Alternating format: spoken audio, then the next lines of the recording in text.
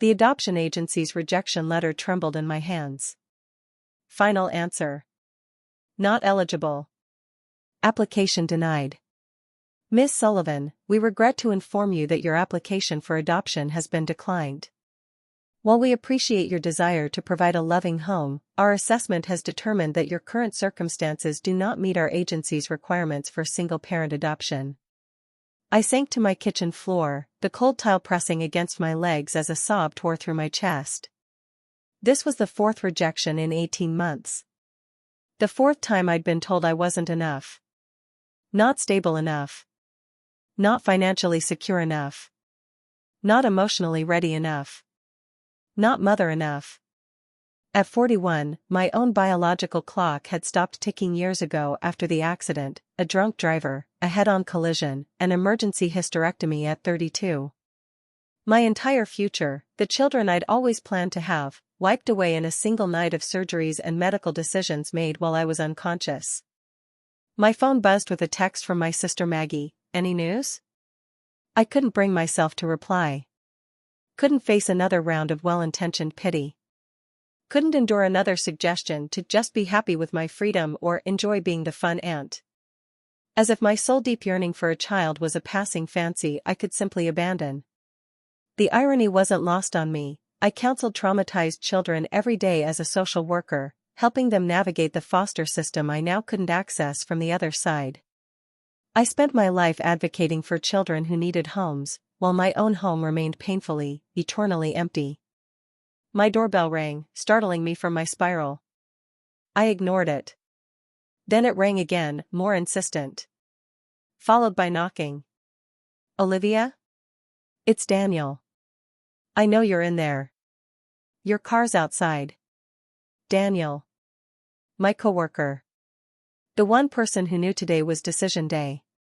The one colleague who'd quietly supported my adoption journey while everyone else at work whispered about my obsession. Go away, I called, my voice breaking.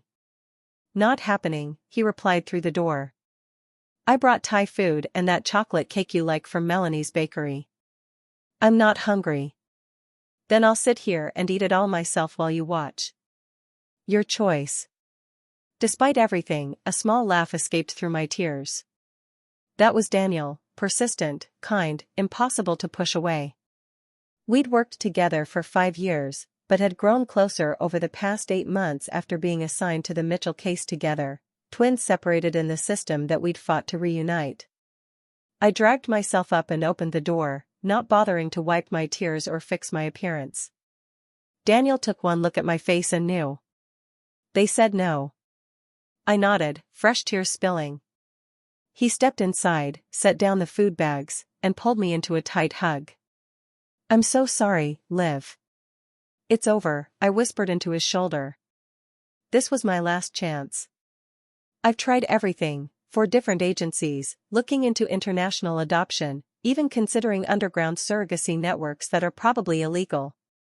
Nobody wants to give a child to a 41-year-old single woman with a demanding job and no family support nearby.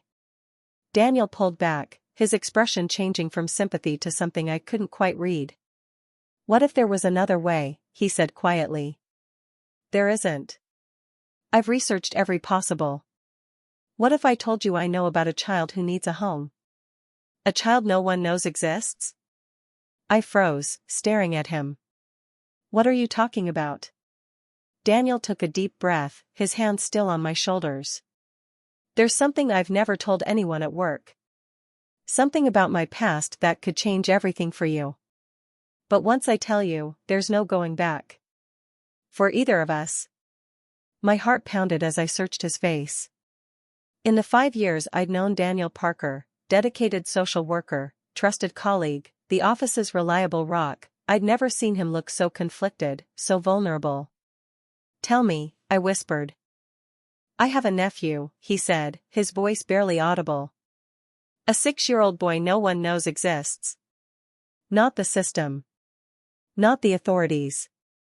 And he needs someone to love him more than anything in the world. Daniel insisted we eat before he told me more. I pushed pad thai around my plate while he methodically arranged the food containers across my kitchen table, a familiar ritual from our late nights working cases together. The normalcy of it felt surreal against the bombshell he'd just dropped. "You've never mentioned having a nephew," I finally said. Daniel set down his fork. "Because officially, he doesn't exist." I'd known Daniel since he transferred to our department 5 years ago.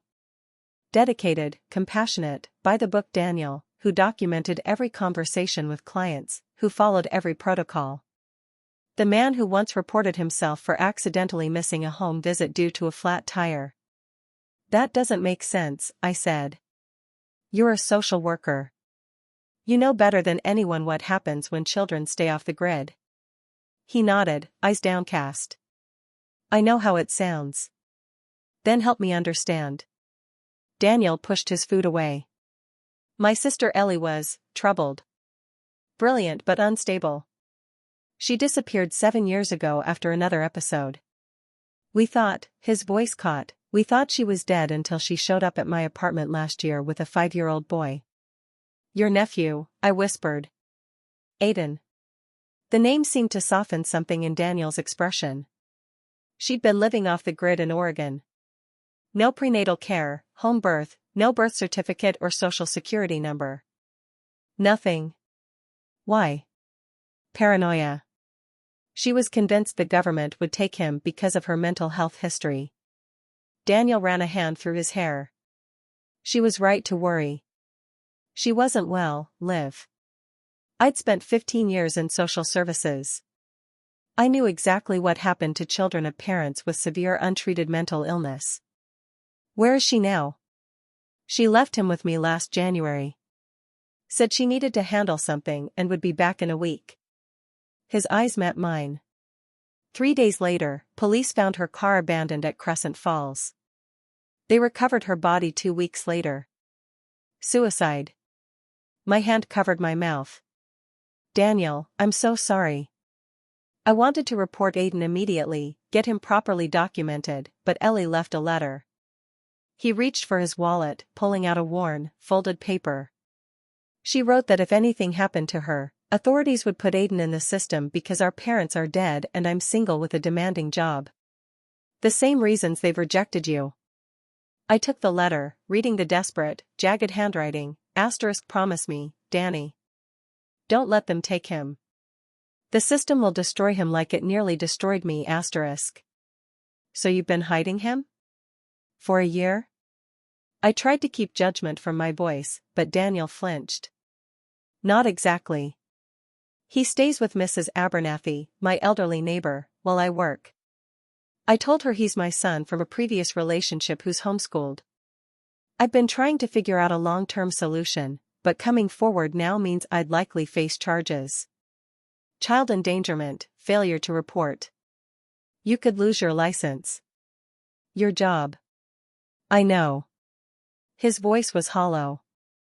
"But I'm running out of options. Mrs. Abernathy's health is declining. And Aiden needs more than I can give him alone."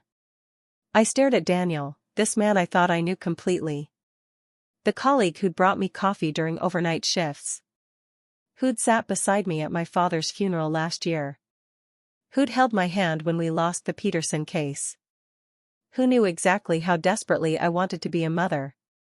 "Why are you telling me this now?" "Because you're the most caring person I know, Olivia. Because you deserve to be a mother. And because Aiden deserves you." His eyes held mine. "I've seen you with the kids in our cases.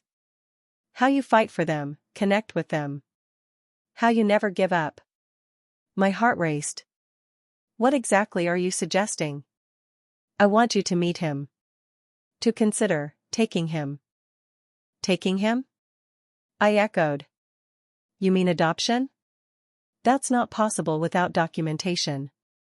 Daniel hesitated. "There are ways. I've been researching. We could create a backstory, say he's a distant relative's child, that you've been his guardian for years but only now formalizing it. I have contacts who might help with paperwork." The social worker in me recoiled.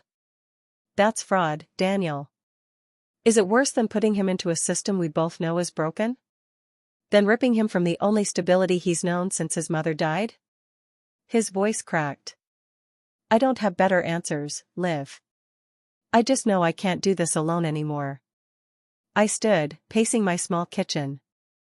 Everything in me wanted to say yes immediately, to this child I'd never met but already felt connected to. But the professional in me couldn't ignore the red flags.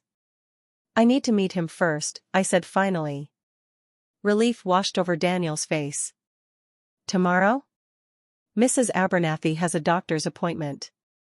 I was going to take a sick day. I'll come by at 9, I agreed. After Daniel left, I sat awake for hours, alternating between hope and dread. What he was proposing wasn't just bending rules, it was breaking laws. Laws I'd sworn to uphold. But wasn't the system's refusal to let me adopt equally unjust? The next morning, I arrived at Daniel's modest apartment building across town. My hands trembled as I knocked. The door opened to reveal Daniel and, partially hidden behind his legs, a small boy with solemn eyes and unruly dark hair. Aiden, Daniel said gently, this is my friend Ms. Olivia I told you about. I knelt down to the child's eye level, my heart expanding painfully in my chest. Hello, Aiden. I'm very happy to meet you. The boy studied me cautiously before whispering, do you like dinosaurs? A smile broke across my face. I love dinosaurs. He disappeared into the apartment, returning with a worn book of dinosaur illustrations. This is a Stegosaurus. It's my favorite.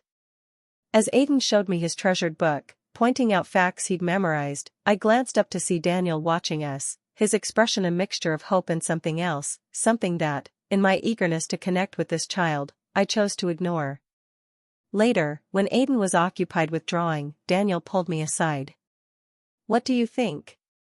He's wonderful, I whispered, already imagining Aiden in my home, in the bedroom I'd prepared for a child who never came. But Daniel, this situation, it's complicated. I know, he said, squeezing my hand. But we'll figure it out together. For Aiden. As I left that day, Aiden shyly hugged my legs. Will you come back?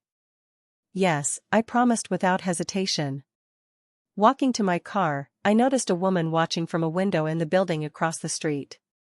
Something about her intent gaze made me uneasy, but I dismissed it, too overwhelmed by the possibility that after all my heartbreak, I might finally have a chance at motherhood. What I couldn't have known then was that my desperate wish to believe in this miracle had blinded me to the truth hiding in plain sight, a truth that would soon shatter everything. Over the next 2 weeks, I fell completely in love with Aiden. Daniel brought him to my house 3 times, each visit longer than the last. We built pillow forts, baked cookies shaped like dinosaurs, and read every children's book I'd collected over years of hoping. By our 4th visit, Aiden asked if he could call me Liv instead of Ms. Olivia. Progress at work suddenly felt tedious compared to these precious hours with Aiden. I found myself daydreaming about school registrations and birthday parties during case meetings, planning a future that grew more real with each passing day. Mrs. Abernathy's arthritis is getting worse, Daniel mentioned during our latest visit, while Aiden napped on my couch. She can't watch him much longer. The implication hung between us. Time was running out. I've been thinking about what you proposed, I said quietly. About creating a backstory. Daniel leaned forward. And? It's wrong. Legally and ethically wrong. I took a deep breath. But leaving him in limbo is worse. Hope flickered across Daniel's face. You'll do it? I nodded slowly. But we need a better plan than falsified paperwork. I've been researching alternative documentation processes for undocumented children. There are legal pathways, complicated ones, but they exist. Those would trigger investigations, Daniel warned. Questions about where he's been all this time. Not necessarily. If we frame it as helping a child who fell through the cracks, I argued. We both have sterling professional reputations. People trust us. We spent hours outlining a careful strategy. I would claim Aiden was my cousin's child, orphaned last year. I'd been caring for him informally while processing my grief, but was now ready to formalize guardianship. With Daniel's testimony as my colleague supporting the application, we might navigate the system without triggering deeper investigation. It was still fraud. Still wrong. But watching Aiden sleep, his small chest rising and falling, his hand clutching the dinosaur toy I'd given him, I couldn't bear the thought of losing him to the same system that had rejected me 4 times. When? Daniel asked.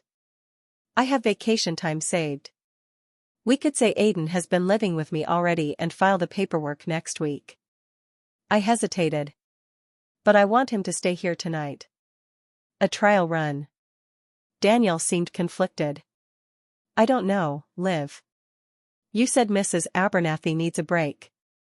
And don't you think Aiden should get comfortable here before a permanent move? I pressed. Just one night. After further discussion, Daniel reluctantly agreed. We woke Aiden to explain that he'd have a special sleepover at my house. His eyes widened with excitement. Can I bring Rex? He held up the dinosaur toy. Of course, I assured him. Rex is always welcome here. As Daniel prepared to leave, he pulled me aside. There's something else you should have. He pressed a worn envelope into my hands. Ellie's full letter. I've only shown you part of it before. You should know everything if you're taking this on. I tucked it into my pocket, too focused on the evening ahead to read it immediately. Daniel hugged Aiden tightly, whispering something in his ear that made the boy nod solemnly. After Daniel left, Aiden and I made dinner together. He stood on a chair at the counter, carefully spreading peanut butter on bread, his tongue poking out in concentration. We watched a movie, built another fort, and I tucked him into the bed in my spare room, the room I'd painted soft green years ago, waiting for a child who never came. Is this my room now? He asked sleepily. My heart swelled. Would you like it to be? He nodded, clutching Rex. I like it here. You don't yell or cry like Mommy did. I brushed his hair back. I promise I'll never yell at you, Aiden. Daniel says you'll be my new mom. His eyes were already drifting closed. Is that true? I hope so, I whispered, throat tight with emotion. After he fell asleep, I sat at my kitchen table, finally opening Ellie's letter. What I read sent ice through my veins. Danny, if you're reading this, I couldn't face it anymore. The voices, the fear, it's too much. I'm sorry to leave Aiden, but he deserves better than me. You always said I should get help, and you were right, but it's too late now, Don't try to put him in the system. You know what happened to us in foster care. Those homes broke something in both of us. Remember Mrs. Keller's house? The locked closet? The burns? I still have nightmares, Find him a good home. Someone who'll love him like their own. I wish I could have been a better mother, but the darkness never lets me go for long. At least his father never knew about him, that man would have destroyed Aiden like he nearly destroyed me, I love you, little brother. I'm sorry for everything. Ellie Little brother. My hands trembled. Daniel had told me he was Aiden's uncle. But from Ellie's words. My phone buzzed with a text from an unknown number. You don't know the whole truth about Daniel and the boy. Meet me tomorrow. Crescent Park, 10 a.m. Come alone. As if summoned by my racing thoughts, Aiden appeared in the doorway, tears on his cheeks. I had a bad dream. I quickly folded the letter, pushing aside my questions to comfort the child who had so swiftly become the center of my world. As I held him, I realized I'd crossed a point of no return. Whatever secrets Daniel was keeping, whatever truth awaited me tomorrow, I couldn't abandon Aiden now. For better or worse, our futures were now irrevocably intertwined. I arrived at Crescent Park 20 minutes early, scanning the nearly empty playground. The previous night had been restless, Aiden waking twice with nightmares, my own mind racing with questions about Daniel and the mysterious text. I dropped Aiden at Daniel's that morning with a flimsy excuse about a dental appointment. Bench by the duck pond. Another text arrived, directing me away from the main area. I found her there, The woman I'd seen watching from the window across from Daniel's apartment. Mid-50s, silver-streaked dark hair, eyes that had seen too much. "Olivia Sullivan?" she asked as I approached. When I nodded, she continued, "I'm Teresa Mendez. I lived next door to Ellie Parker for 3 years." My pulse quickened. "You knew Daniel's sister?" "Sister?" Teresa's expression shifted. Ellie wasn't Daniel's sister. She was his ex-wife. The world tilted beneath my feet. "That's not possible." "He told me." "He's been telling you lies," she interrupted. "I recognized you from when you visited his apartment. I've been trying to work up the courage to approach you." "Why?" "Because that little boy deserves better than more lies." Teresa's eyes hardened. "Daniel and Ellie divorced 6 years ago after a volatile marriage. She disappeared afterward. When she returned last year with the boy, there were terrible fights, I could hear them through the walls. She accused him of stalking her for years, of finding her no matter where she ran. I struggled to reconcile this with everything Daniel had told me. If they were married, then Aiden is Daniel's son," Teresa confirmed. "Not his nephew. Ellie told me she'd hidden the pregnancy from him because she was afraid. Said he'd become obsessed, controlling. That's why she lived off-grid." My mind raced through implications. "You're saying Daniel knew he had a son all along? That he's been lying about his own child?" "I'm saying Ellie was terrified of him. And 3 days after she left the boy with him, supposedly temporarily, she was dead." Teresa leaned forward.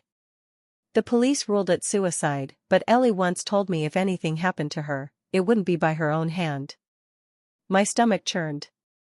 "Are you suggesting Daniel?" "I'm not suggesting anything," she cut me off. "I'm just telling you what I know. Ellie loved that boy more than life. She wouldn't have abandoned him." "Why come to me now?" "Because I've seen you with the child. You clearly care for him." Teresa handed me a small notebook. This was Ellie's. "I found it in the hallway after the police came. I thought it might matter someday." I took it with trembling hands. "Have you gone to the police with these concerns?" "With what?" "A mentally ill woman's diary and my suspicions?" "They dismissed me as a nosy neighbor." Bitterness laced her voice. "Daniel Parker is a respected social worker with a spotless reputation. I'm just the cleaning lady from apartment 4B. After Teresa left, I sat alone, Ellie's notebook heavy in my hands. Opening it revealed chaotic, sometimes incoherent entries, descriptions of voices, paranoid thoughts, but also moments of lucidity, particularly about Aiden. October 14th, Daniel found us again. Said he just wants to meet his son. Says he's changed. He always says that. Can't trust him. Won't let him control us like before. October 30th, he's wearing me down. Says I'm an unfit mother. Says he'll take Aiden through the courts if I don't cooperate. Maybe short visit would prove I'm trying? So tired of running. January 3rd, leaving Aiden with Daniel tomorrow. Just for a week. Need to get things in order, find us somewhere safer. Daniel says he's changed, but the way he looks at me, like I'm still his possession. We're not staying. Just need time to arrange everything. The final entry chilled me. January 5th, he followed me to the falls. Claims he just wants to talk. I know better. If anything happens, it wasn't my choice. Aiden, mommy loves you more than anything. I'd never leave you willingly. 2 days later, Ellie's car was found at Crescent Falls. My phone rang. Daniel. I let it go to voicemail, too shaken to speak with him. Instead, I drove to the county records office, where a clerk helped me search marriage records. Daniel Parker and Ellie Winters. Married 8 years ago. Divorced 6 years ago. Next, I visited the library, searching newspaper archives. Small article, dated 6 years back, local woman files restraining order against ex-husband. The names were familiar: Ellie Winters against Daniel Parker. The order was temporary, dismissed weeks later when Ellie failed to appear at the hearing. By evening, I could no longer avoid Daniel's calls. My hand shook as I answered. Liv? Is everything okay? You didn't answer all day. His voice held the familiar concern I'd grown to trust. Sorry, busy day, I lied. How's Aiden? Missing you. He keeps asking when he can have another sleepover. Daniel paused. Actually, that's partly why I'm calling. Mrs. Abernathy fell this morning. She's in the hospital, nothing too serious, but she can't watch Aiden anymore. My heart raced. What are you going to do? I was hoping, maybe it's time to accelerate our plan? Aiden could stay with you while I sort out the documentation we discussed. Every instinct screamed caution, but one thought overrode everything: Aiden needed protection, possibly from the very man who claimed to care for him. Of course, I said, keeping my voice steady. Bring him over tonight. You're a lifesaver, Liv. We'll be there in an hour. After hanging up, I paced my living room. What if Teresa was wrong? What if Ellie's paranoia had distorted reality? Daniel, the man who'd sat with grieving families, who'd advocated tirelessly for children, who'd held my hand through my own disappointments, could he really be a manipulative abuser? A potential murderer? But the evidence was mounting. The marriage records. The restraining order. Ellie's diary. And most damningly, Daniel's elaborate lie about Aiden being his nephew when records clearly showed he was Daniel's son. When they arrived, I hugged Aiden tightly while observing Daniel with new wariness. He carried a small suitcase of Aiden's belongings. I brought everything he needs, Daniel explained. Clothes, favorite books, his dinosaur collection. It felt less like a temporary arrangement and more like a handover. When will you come back? Aiden asked Daniel, his voice small. Daniel knelt before him. I need to take care of some things, buddy. But Liv is going to look after you really well. Remember what we talked about? About your special adventure? Aiden nodded solemnly. The secret adventure. Something cold settled in my stomach. What secret adventure? Daniel straightened, smiling too brightly. Just a little game we play. Right, Aiden? After Aiden went to brush his teeth, I confronted Daniel in my kitchen, keeping my voice low. Why didn't you tell me you were married to Ellie? He froze momentarily before his expression shifted to resignation. Who told you? Does it matter? You lied to me. Aiden isn't your nephew, he's your son. Daniel sank into a chair. It's complicated, Liv. Uncomplicated, I demanded. Now. Yes, Ellie was my ex-wife. Yes, Aiden is biologically my son. But I only learned about him when Ellie showed up last year.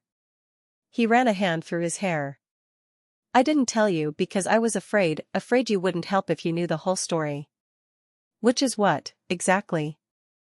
Ellie and I had a difficult marriage. Her mental health deteriorated, she became paranoid, accused me of things I never did. His eyes pleaded for understanding. After we divorced, she disappeared. I had no idea she was pregnant. When she returned with Aiden, she only agreed to leave him temporarily because she didn't trust the system. And the restraining order she filed against you? His jaw tightened. Part of her paranoia. It was dismissed. Because she didn't show up to the hearing, I countered. And now she's dead. Daniel's eyes flashed with anger. What exactly are you implying, Olivia? I don't know what to think anymore, I admitted. But I do know you've been lying to me from the start. He stood abruptly. I did what I thought was best for Aiden. Yes, I omitted parts of the truth. But everything I told you about his situation is real. He has no documentation, no official existence. And he needs you. Why me, Daniel? Out of everyone you know, why come to me with this? Because you're the best person I know, he answered softly. And because I trust you with him more than anyone. The sincerity in his voice made me waver, but then Aiden called from the hallway, and Daniel's expression changed, a flash of something calculating before he masked it.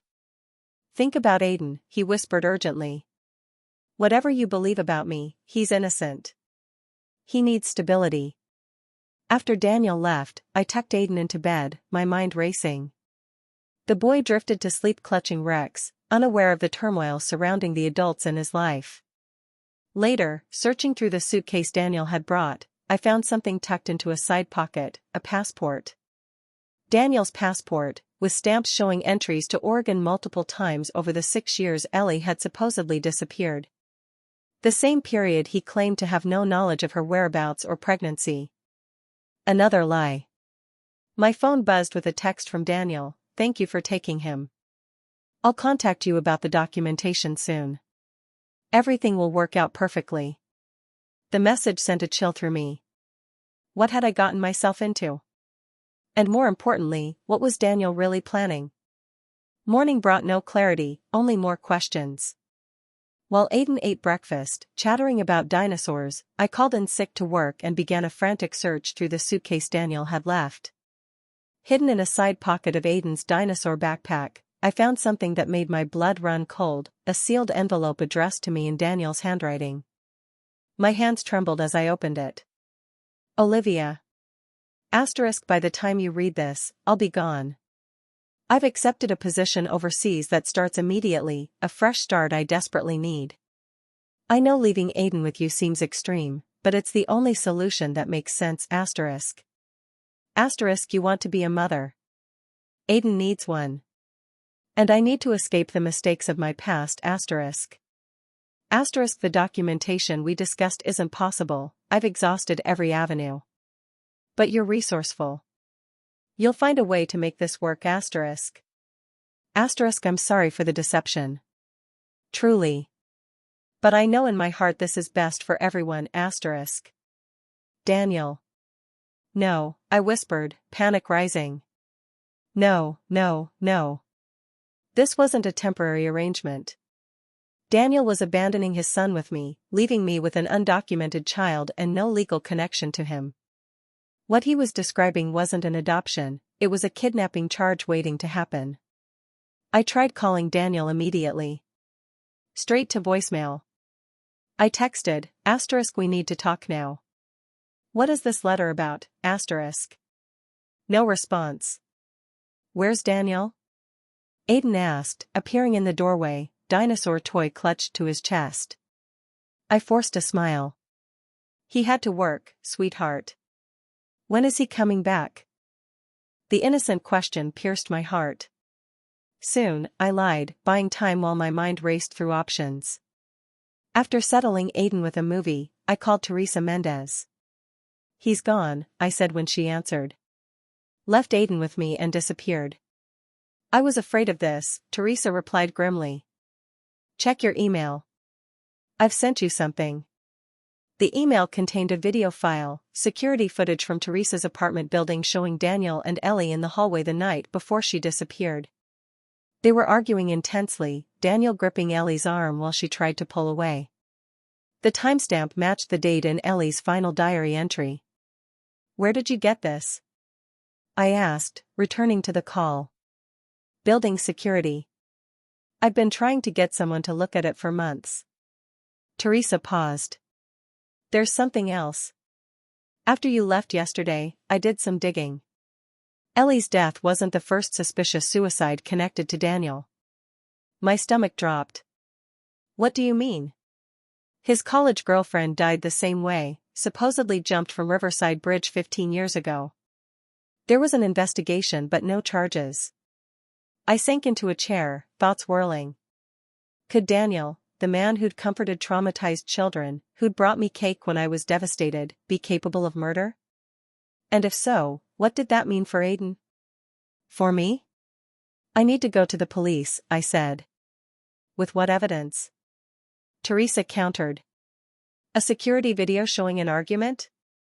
A college girlfriend's suicide from 15 years ago? Daniel Parker is a respected social worker with an unblemished reputation. You're a single woman with a child who doesn't legally exist. She was right. In the eyes of the law, I'd essentially kidnapped Aiden. Any investigation would start with me, not Daniel. My doorbell rang, startling me.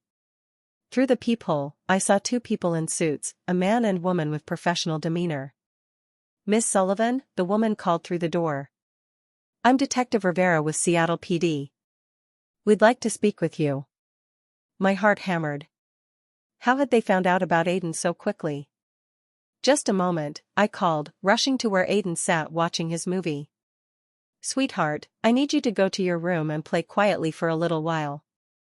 Can you do that for me?" He nodded, sensing my urgency, and disappeared down the hall. Taking a deep breath, I opened the door. "Olivia Sullivan?" The female detective showed her badge. "I'm Detective Rivera, this is Detective Morris. We'd like to ask you some questions about your colleague, Daniel Parker." "Daniel?" I feigned surprise. "What about him? May we come in?" I hesitated, then stepped aside, praying Aiden would stay in his room. "When did you last see Mr. Parker?" Detective Morris asked once we were seated. "Yesterday at work," I lied. "Is something wrong?" Detective Rivera studied me. "Mr. Parker didn't show up for work today. His neighbor reported concerning behavior, removing items from his apartment throughout the night, loading his car. She thought he might be in trouble." I don't know anything about that," I stammered. "That's interesting," Rivera continued, "because we checked his phone records. You were the last person he called before disappearing." Before I could respond, a small voice called from the hallway. "Liv? I'm thirsty." The detectives turned as Aiden appeared, Rex clutched in his hand. Morris's expression sharpened. "Who's this?" My nephew," I said weakly. "He's staying with me for a few days." "Your nephew," Rivera repeated slowly. "What's your name, buddy?" Aiden looked at me uncertainly. "Aiden." "Aiden what?" The boy glanced at me again, clearly remembering Daniel's instructions about their secret adventure.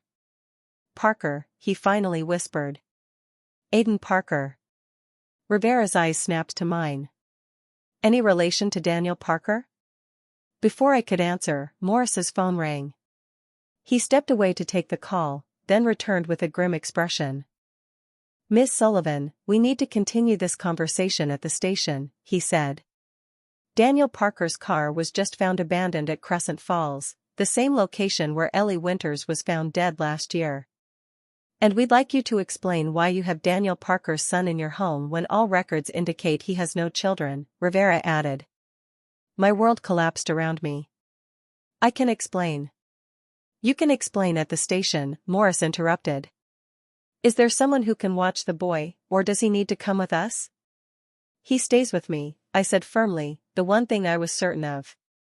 As we prepared to leave, my phone rang, an unknown number. I answered hastily. "Olivia Sullivan?" A professional female voice. "This is Marlene Davis from Child Protective Services.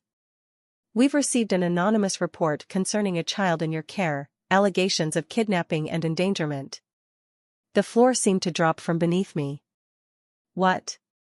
"Officers are en route to your residence to investigate and, if necessary, remove the child pending investigation." "No," I whispered, looking at Aiden, who was watching me with growing fear. "You don't understand. Please remain at your residence until officers arrive." The call disconnected. Detectives Rivera and Morris exchanged glances, having heard enough of the conversation. "Sounds like we have a situation," Rivera said carefully. My mind raced desperately. CPS was coming to take Aiden, a child with no documentation, no official existence. Once in the system, finding him again would be nearly impossible. And with Daniel missing, possibly dead, I had no way to prove any part of our arrangement.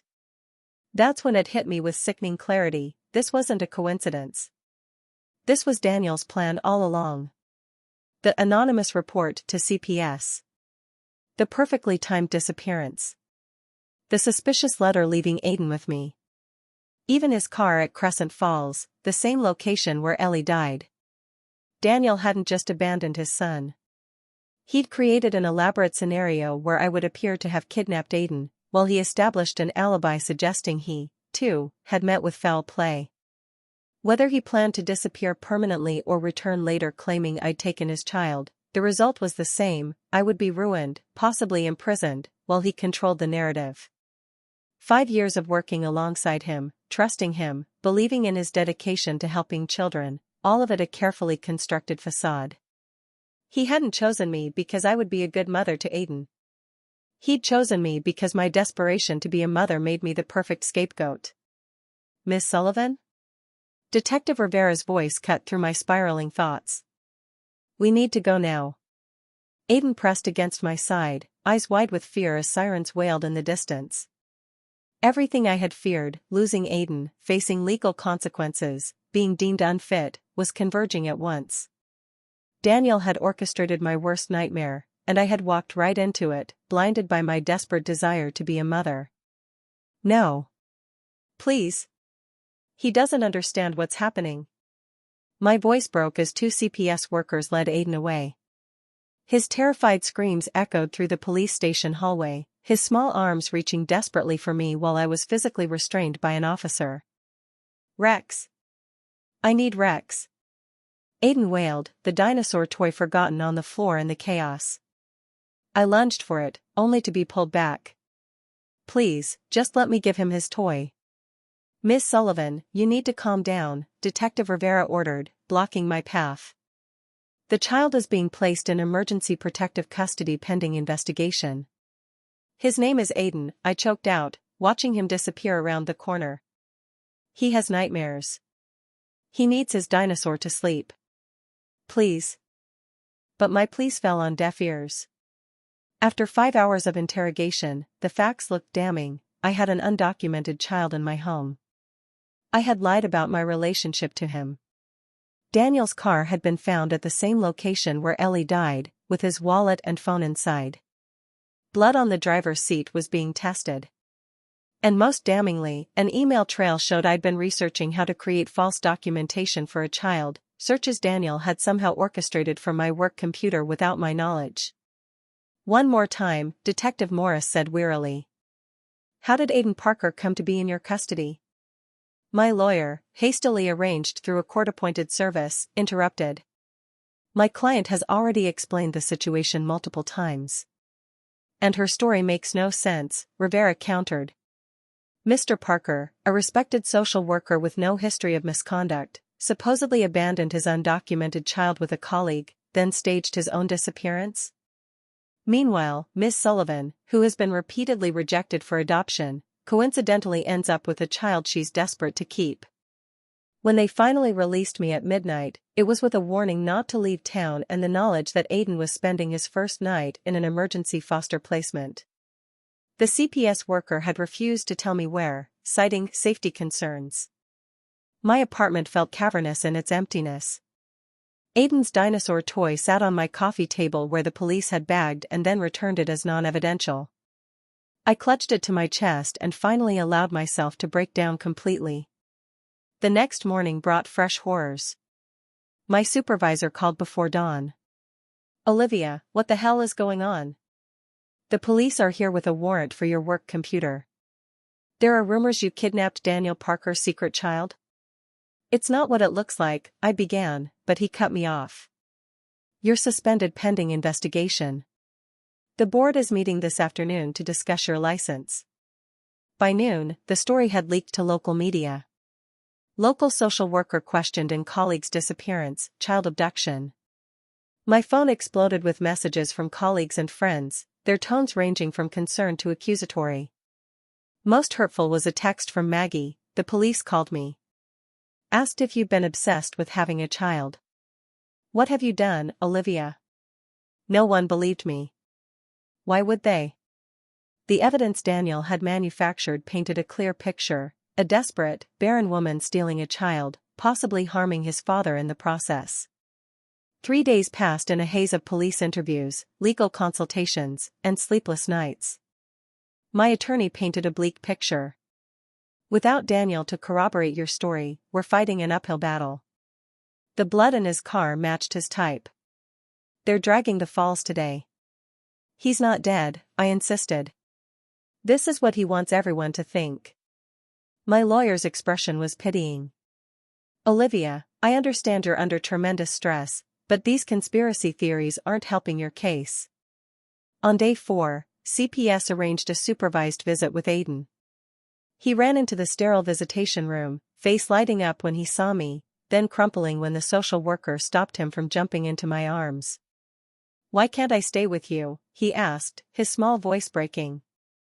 "Did I do something bad?" "No, sweetheart," I managed, fighting tears. "Grown-ups are just sorting out some confusion. You didn't do anything wrong."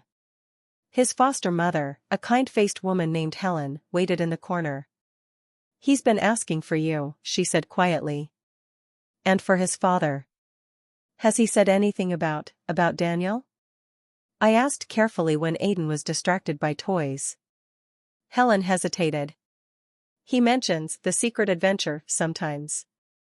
Says his daddy told him they needed to hide from the bad people who wanted to take him away." My blood ran cold. Daniel had been preparing Aiden, programming him with fears that would make any investigation more complicated. The visit ended too quickly.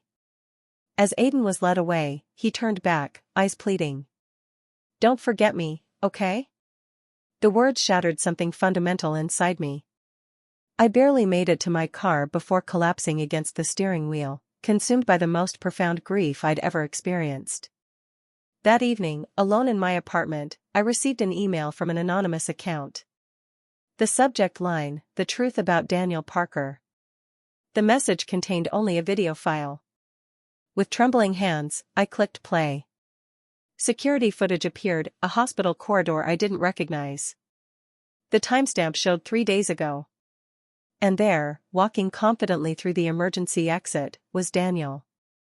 Very much alive, speaking with a doctor, showing paperwork. The caption beneath read, "St. Mary's Hospital, Vancouver. New identity documentation being processed." He wasn't dead. He was in Canada, executing the next phase of his plan while I lost everything, my career, my reputation, and worst of all, Aiden. I curled into a ball on my couch, clutching Rex the dinosaur, consumed by a despair so profound it felt physical. Everything I'd built, my professional reputation, my home prepared for a child, my future, lay in ruins around me.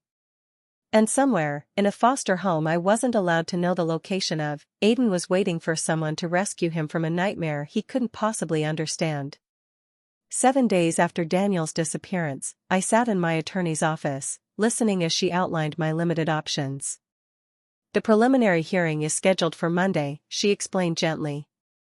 "With the evidence they've compiled, the prosecution is pushing for charges of kidnapping, endangering a minor, and potentially obstruction of justice."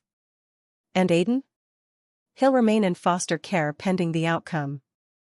If Daniel is confirmed deceased, the state will determine permanent placement." I stared out the window, hollowed out by a week of desperation. My career was over. My savings depleted by legal fees. The police had questioned everyone in my life, leaving relationships fractured beyond repair. And still, no one believed me about Daniel. "There's another option," my attorney said hesitantly. "The prosecutor has offered a plea deal. Plead guilty to unlawful restraint, a lesser charge, with 3 years probation and mandatory psychiatric treatment. In exchange, they drop the kidnapping charges." "And I'd have a criminal record," I whispered. "I'd lose my license permanently." "Yes, but you'd avoid prison time." She leaned forward. "Olivia, I have to be honest. Without Daniel to corroborate your story, our chances at trial are extremely slim. The choice before me was impossible: plead guilty to crimes I didn't commit, accepting a life permanently altered by Daniel's manipulation, or fight charges that could send me to prison for years, separating me from Aiden indefinitely. I need time to think," I managed, gathering my belongings. Outside, rain poured from a leaden sky as I walked aimlessly, eventually finding myself at the small park where I'd first met Teresa Mendez. I sat on the same bench, rain soaking through my clothes, too numb to seek shelter. My phone buzzed, a text from Helen, Aiden's foster mother, sent against protocol. He won't sleep without his dinosaur. Keeps asking when you're coming back. Something fractured inside me, then reconstituted as steel. Daniel Parker was living freely in Canada while Aiden suffered in the system I'd spent my career trying to improve. While I faced prison for crimes manufactured to frame me. No. I would not accept this ending. I called Teresa. The video you sent me, the hospital in Vancouver. How did you get it? My cousin works security there, she replied. I've been making calls, trying to help. Daniel used the name Thomas Miller when he checked in. Thomas Miller, I repeated, a memory surfacing. That was his mother's maiden name. He mentioned it once. My mind began working again, synapses firing with desperate clarity. Daniel wasn't just escaping, he was establishing a new identity. Which meant he planned to resurface eventually, perhaps to reclaim Aiden under this new persona. I need your help, I told Teresa. And I'll need evidence, real evidence that connects Daniel to Ellie's death and to his current disappearance. The police won't listen to us, she warned. Not yet, I agreed. But they'll listen to Daniel himself. I spent the night constructing a plan, fueled by a desperate mother's determination and a social worker's methodical training. By morning, I had outlined every step Daniel would likely take based on my knowledge of his patterns and psychology. If Daniel planned to establish a new identity as Thomas Miller, he would need consistent documentation, birth certificate, social security number, employment history. He was meticulous, which meant a paper trail must exist. I called in the only favor I had left, from Ben Roberts, an IT specialist I'd helped when his sister lost custody of her children. Ben owed me for reuniting their family, and now I needed his skills. I need everything you can find on Daniel Parker's digital footprint, I explained. Especially anything connected to the name Thomas Miller or locations in Vancouver. While Ben worked, I visited the county clerk's office where Daniel and Ellie's divorce records were filed. The clerk remembered me from my previous visit. I found something interesting after you left, she mentioned, checking no one was listening. The judge who handled their divorce, Judge Walton, had 3 other cases involving Daniel Parker. What kind of cases? Restraining orders. All dismissed when the women failed to appear at hearings. I felt a chill. Can you print those records for me? Next, I drove to Daniel's apartment building. The crime scene tape was gone, the investigation apparently complete. Teresa met me in the parking lot. His neighbor Mrs. Abernathy is back from the hospital, she said. She's agreed to talk to us. The elderly woman who had supposedly watched Aiden welcomed us with surprising vigor for someone who'd allegedly fallen. Daniel said you were hospitalized, I said carefully. Mrs. Abernathy frowned. Hospital? Heavens no. I was visiting my sister in Portland. Daniel asked me to tell anyone who called that I was indisposed. Did you ever watch Aiden? I asked. She looked confused. Daniel's little boy? Only occasionally when Daniel had errands. He usually kept the child with him or with that woman. What woman? Blonde lady. Pretty. Came by several times a month. I assumed she was a relative. Teresa and I exchanged glances. Would you recognize her in a photo? Mrs. Abernathy nodded, and I pulled up the social media page for our office.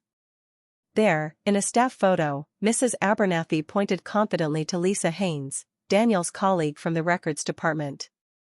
The department that handled all sensitive case files and documentation. The pieces were aligning. Lisa had access to the systems needed to create false documentation. She could have helped Daniel establish his new identity and planted the incriminating searches on my work computer. My phone rang, Ben with his findings. You were right, he said without preamble. Daniel created the Thomas Miller identity months ago. I found email exchanges with a real estate agent in Vancouver about a property purchased 3 months ago. But here's the kicker, he's been transferring small amounts to an account in that name for over a year. He planned this for that long? The realization staggered me. There's more. I found a scheduled email set to go to Seattle PD next week from Daniel's account, a suicide note implying you pressured him to give you his son, that he couldn't live with the guilt of abandoning Aiden. The final nail in my coffin, a posthumous confession that would cement my guilt in everyone's minds. Can you trace his current location? I asked. Already did. He's using a credit card under the Miller name at a hotel in Vancouver. The Westlake, room 312. I thanked Ben, my mind racing through options. Going to the police with this fragmentary evidence wouldn't be enough. They'd already dismissed Teresa's concerns and would likely view my investigation as desperate fabrication. I needed Daniel to incriminate himself. I needed irrefutable proof. My attorney called, voice urgent. Olivia, the prosecutor needs your answer on the plea deal by 5 p.m. today. I checked the time, 1:30 p.m. Tell them I'll have an answer, I said, a plan crystallizing. And one more thing, can you get me in to see Aiden? As a final visit before the hearing? I hung up and faced Teresa, the impossible choice before me suddenly clear. I could accept Daniel's frame job, pleading guilty to secure my freedom but losing any chance of getting Aiden back. Or I could risk everything on one desperate gambit to expose the truth. I'm going to Vancouver, I said, determination hardening my voice. Tonight. Teresa's eyes widened. That's crossing an international border while under investigation. If you're caught. If I stay, I lose everything anyway. I gripped Rex the dinosaur, which hadn't left my side since Aiden was taken. I need one thing from you. Name it. Get a message to Ellie's parents. Tell them their grandson is alive, and I'm going to bring him home. The border crossing into Canada was a blur of anxiety, my passport examined by guards while I fought to maintain composure. By some miracle, or perhaps because the local investigation hadn't triggered international alerts, I was waved through. Vancouver glittered in evening light as my rental car navigated toward the Westlake Hotel. In my pocket was Rex the dinosaur, retrieved during my supervised visit with Aiden hours earlier. Inside the toy, carefully hidden, was a miniature recording device Ben had provided. Room 312, please, I told the front desk clerk with a confidence I didn't feel. I'm surprising my husband. She hesitated. Mr. Miller specifically requested no visitors. It's our anniversary, I improvised, showing her my phone background, a photo of Daniel and me at last year's office Christmas party. I came all the way from Seattle. Her expression softened. I'll call up to confirm. Please don't, I interjected. It would ruin the surprise. I promise I'm not a stalker. I laughed nervously. Just a wife missing her husband. Whether it was my wedding ring or the genuine desperation in my eyes, she relented, issuing me a keycard with a conspiratorial smile. My heart pounded as the elevator ascended.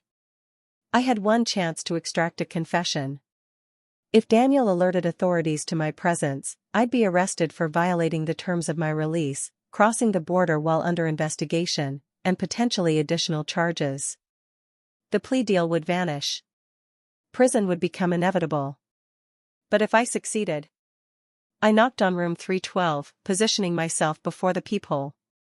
The silence stretched for long seconds before I heard movement inside. The door opened, revealing Daniel, clean-shaven now, hair dyed subtly darker. His eyes widened in shock before narrowing with calculation. Olivia. How unexpected. Hello, Daniel. Or do you prefer Thomas now? His gaze darted past me to the empty hallway. You shouldn't be here. Neither should you, I countered. Especially since everyone thinks you're dead. A muscle twitched in his jaw. You should come inside before someone sees you. The hotel room was meticulously organized, laptop open on the desk, papers arranged in folders. Daniel gestured to a chair while positioning himself between me and the door. I underestimated you, he said, his tone almost admiring.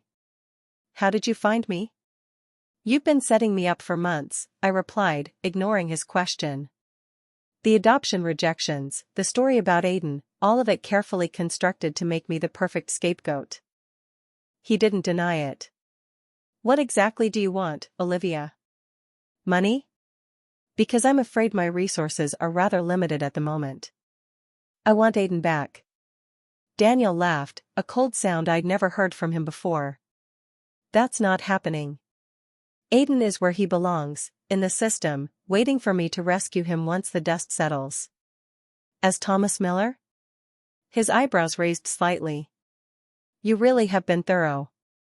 I leaned forward, gripping Rex in my pocket. Why me, Daniel? Out of everyone, why target me? You were perfect, he said simply. Desperately wanting a child. Respected in the department. Single, with few close connections. And most importantly, you trusted me completely. He smiled. Do you know how easy it was to plant those searches on your work computer? Lisa in records has been quite helpful. Lisa Haynes, I nodded. Your accomplice. Mrs. Abernathy mentioned her. Daniel's expression darkened. The old woman talks too much. Like Ellie? Did she talk too much too? I held his gaze. Is that why she ended up at Crescent Falls? Ellie was unstable, he replied smoothly.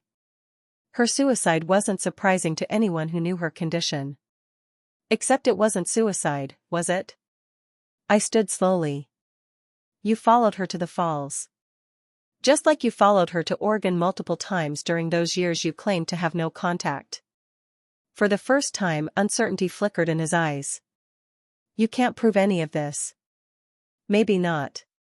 But I can prove you're alive while Seattle PD drags the falls for your body. I can prove you established the Thomas Miller identity months ago, planning this elaborate disappearance. I took a calculated risk. And I can prove you've been accessing Aiden's case file through Lisa, monitoring his placement while letting him think you're dead. Daniel's carefully constructed facade cracked. You've always been too clever for your own good, Olivia. It's why I chose you. I knew you'd fight for Aiden like he was your own. He's not a pawn, Daniel. He's a child who's suffering. He's my son, Daniel hissed, mask fully slipping. Mine. Ellie tried to keep him from me for 6 years. 6 years. She poisoned him against me, filled his head with lies. Is that why you killed her? The question hung in the air between us. I didn't kill her, Daniel said carefully. But I won't pretend to mourn her. She was going to run again, take Aiden somewhere I'd never find them. I simply confronted her. What happened afterward was her choice. And your college girlfriend? Was her suicide her choice too? His eyes widened slightly before his expression smoothed. Ancient history. Detective Rivera doesn't think so. She's reopening that investigation as we speak. It was a bluff, but I saw fear flash across his face. You're lying. Am I?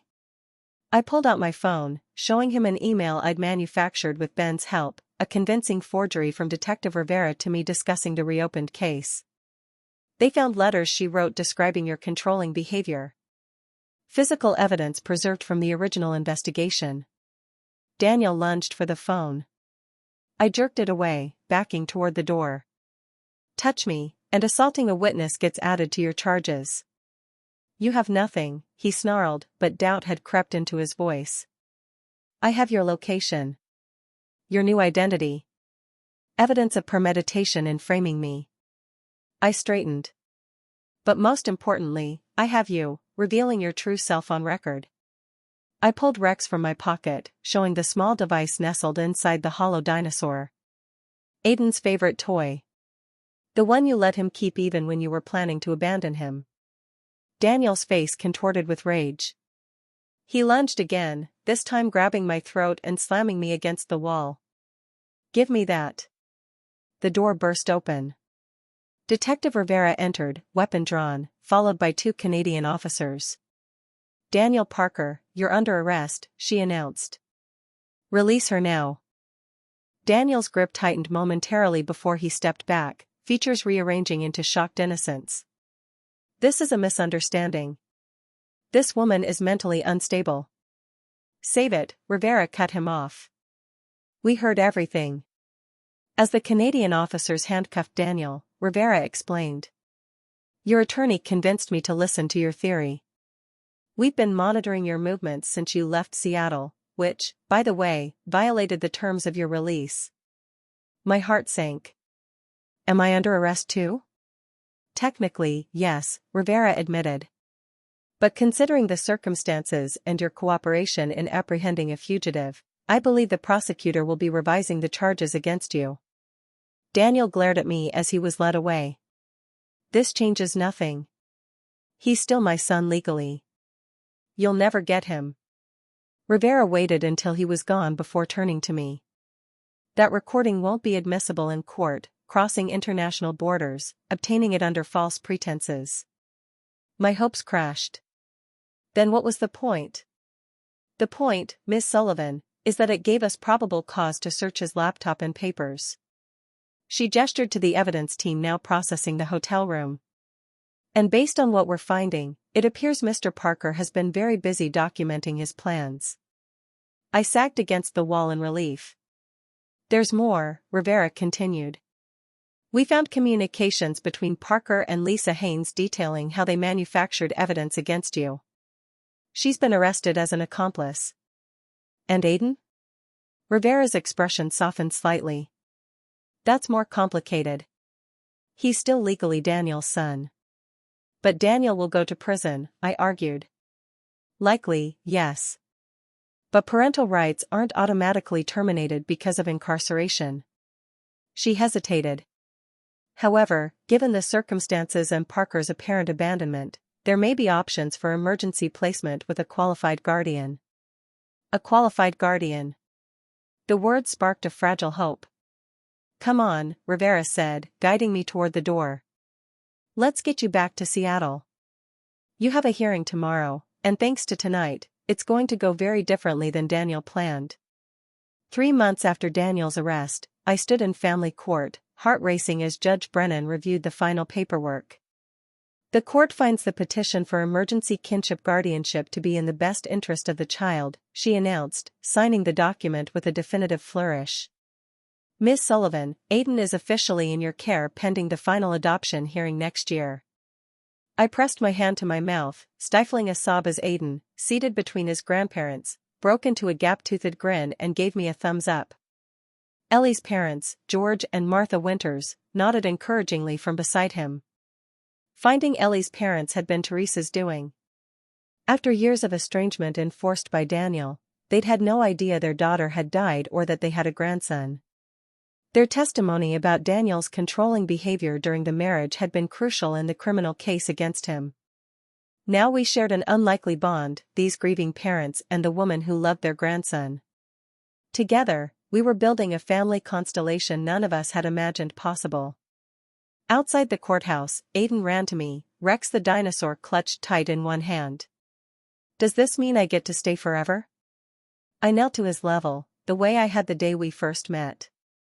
It means you're coming home with me today, and if everything goes as planned, yes, forever.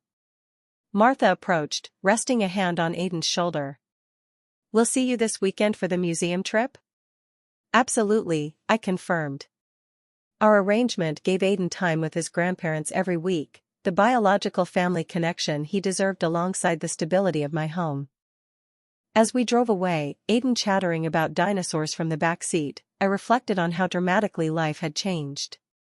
Daniel now awaited trial from a cell, facing charges of evidence tampering, fraud, obstruction of justice, and, most seriously, second-degree murder after new evidence in Ellie's death emerged. The investigation into his college girlfriend's death had been reopened as well, with disturbing parallels coming to light. Daniel's carefully constructed image as the dedicated social worker had crumbled completely, revealing a pattern of manipulation and control spanning decades. My own professional standing had been restored, though I'd chosen not to return to my previous position. Instead, I'd accepted a role with a nonprofit focused on reforming adoption barriers for single parents, turning my personal nightmare into advocacy for others facing the same obstacles. That evening, tucking Aiden into his dinosaur-themed bedroom, no longer a shrine to a child who might never come, but a living space scattered with toys and books, he asked the question I'd been expecting. Is my dad a bad person? I sat on the edge of his bed, choosing my words carefully. Your dad made very bad choices that hurt people. But that doesn't mean you have to make those same choices. Mom said he had darkness inside him. His small voice wavered. Do I have that too? I gathered him close. You have your mother's light, Aiden. Her creativity, her laugh, her kind heart. I see her in you every day. He nodded solemnly. And now I have you too. Forever, I promised, kissing his forehead. Later, sitting on my porch swing with a cup of tea, I watched the stars emerge above my small backyard, now adorned with a swing set and the beginnings of a vegetable garden Aiden had insisted on planting. Life wasn't perfect. Aiden still had nightmares. The adoption wasn't finalized. Daniel's trial loomed on the horizon with the possibility that Aiden might need to testify. The road ahead held challenges we had yet to face. But I was no longer broken. No longer alone. No longer childless. My phone lit up with a text from Teresa, support group loved your story tonight. 5 new members signed up for advocacy training. I smiled, thinking of the circle of chairs filled with women and men like me, people who'd faced impossible barriers to parenthood, now fighting to change the system. Sometimes I wonder if you're facing similar struggles. If you've been told you're not enough. If you've had doors closed in your face when all you wanted was to give love to a child who needs it. If that's you, know this, family finds a way. Sometimes through conventional paths, sometimes through journeys as twisted and unexpected as mine. The child who needs you might already exist, waiting in circumstances you can't yet imagine. And when you find each other, when you forge that unbreakable bond that transcends biology and bureaucracy, you'll understand that being broken isn't the end of your story. It's often just the beginning.